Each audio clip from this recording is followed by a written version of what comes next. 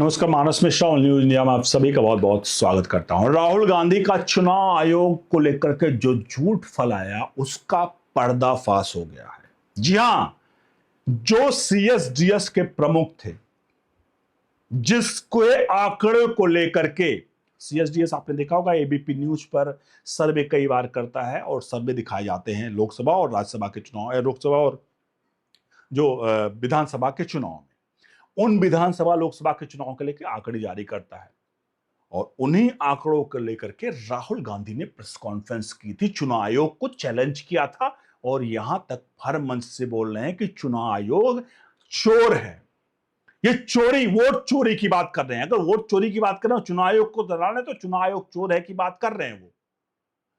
आखिरकार चुनाव आयोग के दावे का जो पर्दाफाश हुआ है और राहुल गांधी बुरे फंसे, आंकड़ों के साथ आपको लिए दिखाएंगे, क्योंकि सीएसडीएस के प्रमुख का यू टर्न यहां पर उन्होंने लिया है और एफआईआर भी दर्ज हुई है। दिखाएंगे पूरी खबर। और एक सबसे बड़ी सच्चाई, जब चुनाव आयोग प्रेस कॉन्फ्रेंस चुनाव आयोग ने किया था, आपको याद होगा एक प्रमुख पॉइंट उन्होंने कहा था कि राहुल गांधी एक हफ्ते में माफी मांग लो, नहीं तो एक हफ्ते में माफी मांगिए या तो एक हफ्ते में हलफनामा दीजिए, नहीं तो आपके दावे झूठे साबित होंगे। और राहुल गांधी ने चुनाव आयोग के इस दावे के बाद भी, तो मतलब इस चैलेंज के बाद भी राहुल गांधी ने हलफनामा नहीं दिया। हलफनामा कोई कब नहीं देता है। हलफनामा का मतलब ये होता है कि भैया कोई झूठ नहीं मैं बोल रहा हूं, इसलिए मैं ये हलफनामा दे रहा हूं। तो आखिरकार राहुल गांधी ने हलफनामा क्यों नहीं दिया, आगे आंकड़ों में दिखाएंगे। अनुरोध करेंगे पूरी वीडियो देखिएगा और वीडियो के कमेंट बॉक्स में अपनी राय प्रतिक्रिया जरूर दीजिएगा। बिना वक्त गंवाए सबसे पहले लिए चलते हैं सीएसडीएस के प्रमुख का ट्वीट, जिन्होंने दावा किया था कि महाराष्ट्र में लोकसभा और राज्यसभा के चुनाव, माफ कीजिएगा, लोकसभा और विधानसभा के चुनाव में जो लोगों के आंकड़े वो डिफर किए, उस पर उन्होंने क्या ट्वीट किया आपके सामने हिंदी और अंग्रेजी में दोनों दिख रहा है। उन्होंने लिखा कि I sincerely apologize for that tweets posted regarding Maharashtra elections. Error occurred while comparing data of 2024 Lok Sabha and 2024 Vidhan Sabha. The data in row was misread by our team. The tweet has been removed. I had no intention of disparaging any form of miss information. मतलब महाराष्ट्र चुनाव के संबंध में post की गई tweet के लिए मैं तहे दिल से माफी चाहता हूं। 2024 के जो लोकसभा चुनाव और राज्य विधानसभा चुनाव के आंकड़ों की तुलना करते इसमें त्रुटि हुई। पंक्ति में दिए गए आंकड़ों में हमारी डेटा टीम ने गलत पढ़ा था। ट्वीट को हमने हटा लिया है। मेरा किसी भी प्रकार का गलत सूचना फैलाने का उद्देश्य नहीं था, इरादा नहीं था। तो ये ट्वीट सीएसडीएस के प्रमुख का है। अब आप लोगों में से कई लोग सवाल करेंगे कि भाई ये सीएसडीएस के प्रमुख का एक ट्वीट था, हम कैसे ये दावा मान लेंगे कि भाई ये वही राहुल गांधी के वाला मामला है जो ये मिसमैचिंग वाला है। तो चलिए उसको लेकर के भी आपका आंकड़े खोल देते हैं, आईना दिखा, मतलब कई लोग आईना इसलिए दिखा रहा हूं कि कई यहां पर आएंगे कहेंगे अरे सबूत नहीं, इसलिए सबूत गैंग को सबूत देता हूं। आप दवायर को जानते हैं ना, जो सबूत गाएंगे वो दवायर पे बहुत भरोसा करता है। चलिए दवायर का एक स्क्रीनशॉट दिखा रहा हूं आपको, और ये दवायर का ही है, आपके सामने स्क्रीन पर नजर आ रहा है। दवायर ने इस बात की पुष्टि की है, जो ट्वीट वाला था मामला जो सीएसडीएस ने किया, वो वही वाला ट्वीट है जिसको राहुल गांधी ने प्रेस कॉन्फ्रेंस की। तो जो नजर आ रहा है इसका हिंदी और अंग्रेजी वर्जन आपको दिखा देते हैं।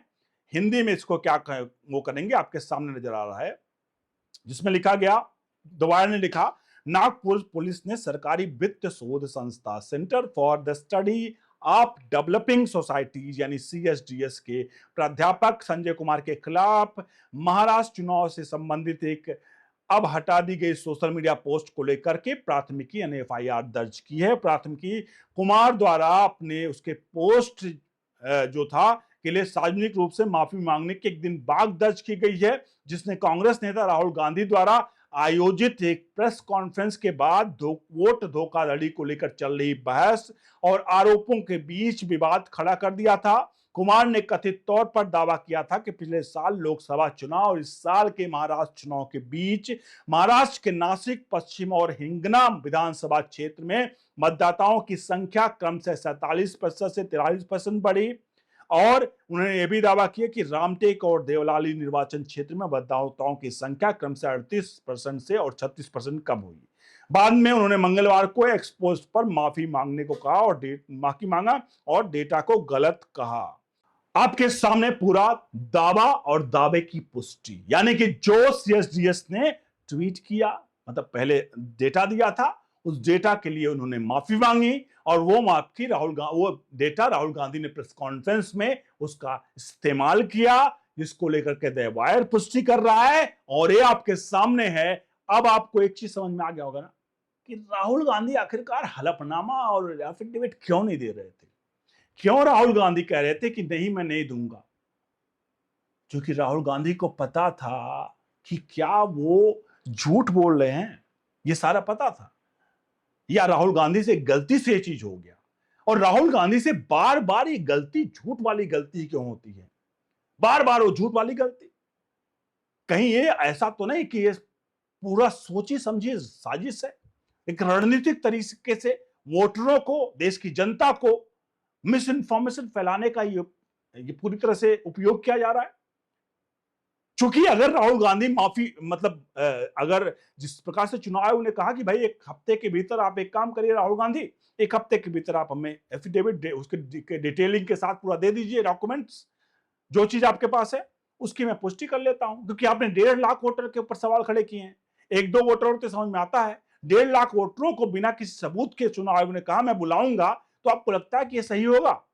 एक व्यक्ति जो कि कहीं ना कहीं सड़क पर खड़ा होकर के ये कह रहा है कि भाई ये आंकड़े गलत हैं।